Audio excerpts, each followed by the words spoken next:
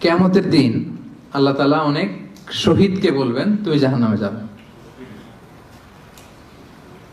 সে বলবে আল্লাহ আমি জাহান্নামে যাব, আমি তো রক্ত দিয়েছি তোমার জন্য, লিইলাই কালিমাতিল্লাহ,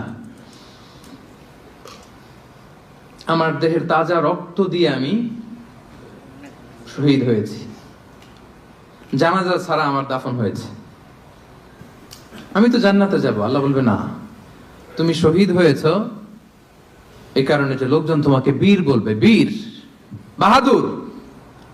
তো দুনিয়াতে তো তোমারে বাহাদুর বলছে, তো তোমারে বিশাল যোদ্ধা ছিল, বাহাদুর ছিল, খেতাব তো তুমি পেয়েছো, আমার কাছে কিচ্ছু নেই, জাহান্নামে যাও, go to the hell fire.